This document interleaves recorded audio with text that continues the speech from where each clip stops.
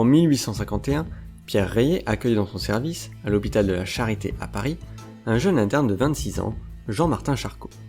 Issu de la petite bourgeoisie parisienne, étudiant prometteur, il soutiendra sa thèse de médecine en 1853. Elle porte sur la goutte et aura un impact majeur sur la gériatrie de l'époque. Son passage à la Charité va profondément marquer la pensée du jeune Charcot. 10 ans plus tôt, un autre étudiant y était passé et avait développé une approche qui allait rapidement révolutionner la médecine tout entière. C'est en effet là-bas que Claude Bernard avait posé les bases de sa médecine expérimentale.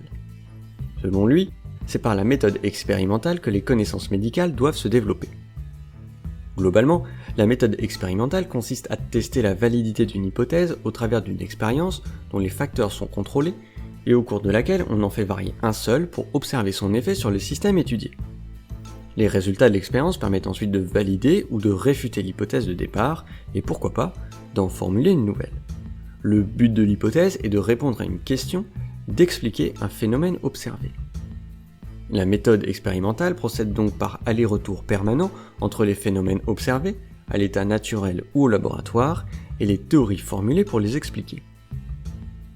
C'est Claude Bernard qui va le premier appliquer cette approche à la médecine. C'est grâce à elle qu'il fera ses découvertes fondamentales sur le fonctionnement du foie et du pancréas et qui modela le concept de milieu intérieur. Et c'est Jean-Martin Charcot qui appliquera le premier cette approche aux maladies du système nerveux. La progression académique de Charcot fut assez laborieuse au début de sa carrière, et c'est bien grâce au soutien de l'influent Rayet qu'il fut nommé chevalier de la Légion d'honneur et qu'il fut reçu à l'agrégation en 1860. L'année suivante, il est nommé chef de service à l'hôpital de la Salpêtrière. Là-bas, il applique avec rigueur la méthode expérimentale pour décrire au mieux les pathologies qu'il observe. Il s'intéresse rapidement aux troubles neurologiques, communs parmi ses patientes. Il utilise une méthode, dite anatomoclinique, qui lui permet de faire des corrélations entre les symptômes qu'il relève avec précision du vivant du patient et les lésions anatomiques cérébrales qu'il observe à l'autopsie une fois le patient décédé. C'est ainsi qu'il décrit la sclérose en plaques ou la sclérose latérale amyotrophique en 1865 et 1866. Charcot est un excellent clinicien, qui sait décrire avec beaucoup de finesse les tableaux cliniques de ses patients. Il utilise à merveille la méthode anatomoclinique pour décrire l'origine physiopathologique des troubles qu'il observe. Pendant la première partie de sa carrière, elle lui permettra de faire des découvertes majeures et de décrire de nombreuses pathologies du système nerveux. Il étudia, en plus de la sclérose en plaques et de la sclérose latérale amyotrophique, la maladie de Parkinson, les atteintes nerveuses de la syphilis et les fonctions du cervelet. Mais Charcot n'est pas un neurologue, une discipline qui n'existe pas de son temps et qu'il contribuera à créer. Il est interniste. En effet, Charcot est responsable d'un immense service de médecine interne, qui accueille des patients très hétérogènes. C'est ainsi qu'il a aussi étudié la maladie de Basedow, un dysfonctionnement de la thyroïde, le foie et divers troubles vasculaires. L'hôpital de la Salpêtrière est alors un gigantesque hospice réservé aux femmes qui s'entassent par milliers dans de vieux bâtiments. Du temps de Charcot, on estime que 5000 femmes souffrant de maladies diverses et variées sont hospitalisées là-bas. Beaucoup souffrent de troubles du système nerveux, ce qui va pousser Charcot à s'y intéresser de plus près. Les découvertes de Charcot à propos de ces troubles lui vaudront une renommée mondiale. En 1881, il est acclamé lors d'un congrès international à Londres. Il est même accueilli par le prince de Galles en personne. L'année suivante, la première chaire de neurologie au monde est créée, pour lui, par le président Gambetta. Cette nomination vient récompenser les travaux du professeur, qui sera presque à lui seul le fondateur de la neurologie française. Charcot aura non seulement créé une nouvelle discipline, la neurologie, mais ses travaux révolutionneront aussi un autre domaine, la psychiatrie. Ces deux spécialités ont pourtant une histoire bien différente. Nous l'avons vu, la neurologie est une discipline très récente. Même si le terme date du XVIIe siècle, les médecins spécialistes du système nerveux ne seront appelés neurologues qu'après 1896. Avant Charcot, l'ensemble des spécialités médicales sont peu différenciées. C'est grâce aux travaux des médecins du XIXe siècle qui s'acharnent à décrire et différencier les tableaux cliniques et les pathologies, puis à en comprendre les mécanismes biologiques pathologiques, que ces spécialités s'individualiseront progressivement. Au contraire, les aliénistes du XIXe siècle sont les héritiers d'une longue tradition et d'une histoire beaucoup plus ancienne. le siècle qui a précédé Charcot a vu 3 grandes révolutions concernant la prise en charge de ses patients. À la fin du XVIIIe siècle, Philippe Pinel libère les aliénés de l'hôpital Bicêtre et de la Salpêtrière. Cet épisode relève plus de la légende que d'un fait historique établi. Mais il n'en reste pas moins que l'action de Pinel aura été déterminante dans la vision de l'aliéné. C'est lui qui va clairement les différencier des divers vagabonds et mendiants. C'est lui qui classe pour la première fois les maladies mentales et qui développe la prise en charge des patients. Il bouleversera la vision du monde sur les aliénés. Ses travaux auront un impact énorme sur la médecine et bien au-delà, en littérature et en philosophie. La seconde révolution sera l'œuvre de l'élève de Pinel, Jean-Étienne Esquirol, qui fit voter une loi en 1838 obligeant chaque département à se doter d'un asile. Enfin, la troisième révolution est portée par une troisième génération d'aliénistes, en premier lieu Antoine Bailey, dont la thèse de médecine eut un impact énorme sur les aliénistes du XIXe siècle. Ses travaux de recherche ont mis en évidence l'origine infectieuse, comme une méningite par exemple, de certains cas de paralysie psychogène. Ils auront un effet important sur la pensée des aliénistes de l'époque qui vont dès lors chercher une origine lésionnelle pour tous les troubles psychiatriques. Malheureusement, les aliénistes n'avaient pas les moyens de mettre en évidence des différences structurelles dans le cerveau de leurs patients. On peut le voir aujourd'hui grâce à nos puissants IRM et scanners qu'on utilise dans de grandes études regroupant beaucoup de patients.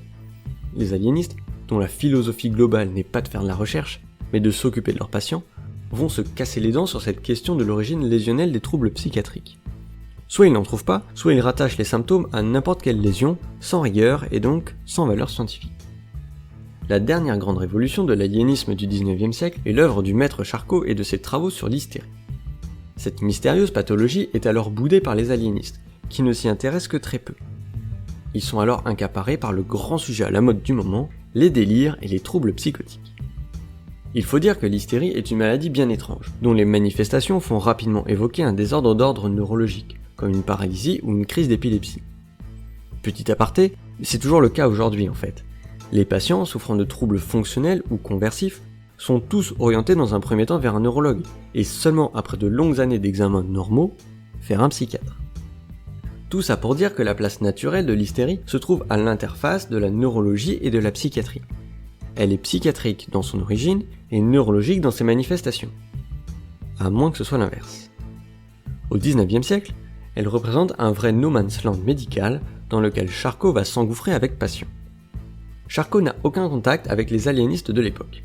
Il n'a d'ailleurs aucun attrait pour les pathologies mentales, et même au départ pour l'hystérie. C'est à la suite d'une succession d'événements, et avec l'influence de Bourneville, son seul disciple qui a une formation d'aliéniste, qu'il va s'y pencher. Charcot n'applique pas dans ses recherches les méthodes dépassées des aliénistes. Nous l'avons vu, il reste fidèle aux enseignements de Claude Bernard et de Falleret. Il aborde l'hystérie comme n'importe quelle pathologie, au même titre que la sclérose en plaques ou la maladie de Parkinson. Cette approche très rigoureuse et scientifique est une vraie révolution dans le monde de la psychiatrie et correspond tout à fait à l'esprit des chercheurs actuels qui ont la chance d'avoir à leur disposition des moyens autrement plus puissants pour étudier les troubles mentaux. Mais à l'instar des aliénistes contemporains, Charcot sera incapable de décrire la moindre lésion cérébrale expliquant les symptômes hystériques. C'est alors qu'il décrit le concept de la lésion dynamique, une anomalie cérébrale qui serait invisible lors de l'autopsie du cerveau malade et qui pourrait correspondre non pas à une lésion structurelle, mais fonctionnelle. Charcot ne l'écrit pas dans ces termes, mais c'est globalement son idée, et elle est remarquablement en accord avec les théories actuelles. En effet, même si la recherche sur les troubles fonctionnels et conversifs sont peu avancées de nos jours, la plupart des études expliquent ces curieux phénomènes par un fonctionnement anormal du cerveau, et en particulier ses aires émotionnelles. Les travaux de Charcot sur l'hystérie, qui s'étalent sur une bonne vingtaine d'années, constituent un remarquable point de rencontre entre un aliénisme vieillissant et une neurologie naissante. Alors bien sûr, il ne faut jamais généraliser. Tous les aliénistes d'alors ne sont pas des dinosaures arriérés et empêtrés dans les conceptions d'un autre temps. Nous avons déjà parlé de Bourneville, dont l'impact aura été déterminant dans la prise en charge du handicap mental. On peut aussi citer Lassagne, qui fut sans doute l'un des plus brillants médecins du XIXe siècle, ou Delaziove, le mentor de Bourneville. Peu avant sa mort, la pensée de Charcot évoluera sous l'influence de Pierre Janet, l'un de ses jeunes disciples qui soutiendra sa thèse de médecine peu avant sa mort, en 1893. Janet peut être considéré comme le fondateur de la psychologie expérimentale en France et va permettre d'en injecter un petit peu dans les théories de son maître. Ce n'est sans doute pas le seul facteur, mais Janet permettra aux professeurs d'être plus réceptifs à ces théories psychologiques. En effet, Charcot va progressivement introduire une place de plus en plus importante pour les traumatismes psychiques comme origine des troubles. C'est dans ce contexte qu'il décrit l'hystérie traumatique, qu'on appellerait aujourd'hui stress post-traumatique. C'est d'ailleurs au travers de ses travaux sur l'hystérie traumatique que Charcot sera indirectement lié à la création d'un courant de pensée très populaire au cours du XXe siècle, la psychanalyse. Freud ne passa que quelques mois en France aux côtés du professeur, qui étudiait alors intensément l'hystérie traumatique. Mais l'impact sur les théories freudiennes furent majeurs. Si la psychanalyse naît de l'hystérie, c'est en grande partie grâce à Charcot. La pensée de Charcot à propos de l'hystérie va évoluer tout au long de sa carrière. Le raisonnement qui l'amena à remodeler à plusieurs reprises ses hypothèses fut rigoureux, même si certaines théories nous paraissent aujourd'hui excentriques. Charcot va finalement construire une théorie en 2 étapes pour expliquer l'origine de l'hystérie. Tout d'abord, une prédisposition héréditaire, une fragilité propre à chaque individu. Et dans un deuxième temps, un élément déclencheur qui est bien souvent un traumatisme psychique. Une explication qui est là encore une fois très actuelle. Les théories de Charcot sur l'hystérie vont donc progressivement être contaminées par de la psychologie et de la psychiatrie. Mais la réalité est bien différente. Charcot l'interniste, le neurologue, va importer ses méthodes et sa rigueur scientifique dans le domaine de la psychiatrie, un terme qui rentrera dans le langage courant à partir du XXe siècle. C'est ça, à mon sens, son héritage principal. L'influence de la neurologie sur la psychiatrie se prolongera de nombreuses années après la mort de Charcot. En 1895, la première chaire des maladies mentales est créée à la faculté de médecine de Paris. Le premier à l'occuper ne sera pas un aliéniste, ce sera un neurologue, proche de Charcot. Ce sera d'ailleurs le cas du second occupant, puis du troisième. Il faudra attendre presque 40 ans pour qu'elle revienne enfin à un psychiatre. Les trajectoires de la neurologie et de la psychiatrie sont intéressantes à analyser. Les travaux de Charcot représentent un formidable point de rencontre entre les deux disciplines, pendant plusieurs décennies. Il ne s'agit pas d'un mariage d'amour. Neurologue et psychiatre ne s'aiment globalement pas du temps de Charcot, et ne partagent pas la même vision des choses. Mais le neurologue sera marqué de son empreinte la nouvelle psychiatrie. Cette union ne durera qu'un temps. Psychiatrie et neurologie se sépareront progressivement au XXe siècle, il me semble principalement du fait d'un désintérêt de la psychiatrie, et encore plus de la psychanalyse, pour les neurosciences et l'approche expérimentale. Ce n'est finalement que très récemment qu'on voit à nouveau un rapprochement entre ces deux disciplines par le biais des neurosciences. Nous l'avons vu dans un autre épisode, les théories de Charcot sur l'hystérie vont être mises à rude épreuve après sa mort. En particulier, les critiques de Babinski et de Freud seront très virulentes et vont profondément remettre en question les concepts de Charcot. Mais s'opposer à une idée, c'est reconnaître son influence. De nos jours, on voit souvent Charcot comme un neurologue génial, complètement discrédité par ses travaux fantasques sur l'hystérie et l'hypnose. On a dit du Congrès national de neurologie de 1908 qu'il avait détruit en 2 jours 20 ans de travaux de Charcot sur l'hystérie. On voit pourtant que cette image est fausse. Certains concepts de l'école de la Salpêtrière sont en effet complètement what the fuck, comme par exemple la métallothérapie et l'approche de certains médecins pour l'hystérie qui tenaient plus du fanatisme avec une crédulité aberrante. Mais d'autres concepts de Charcot sont beaucoup plus pertinents. On a déjà parlé de la lésion dynamique et surtout de l'introduction de la méthode expérimentale en psychiatrie. Il faut aussi garder en tête que Charcot n'a pas été seul. Pendant la première partie de sa carrière, il a su apprendre de ses aînés et adapter leurs méthodes dans de nouveaux champs de la médecine.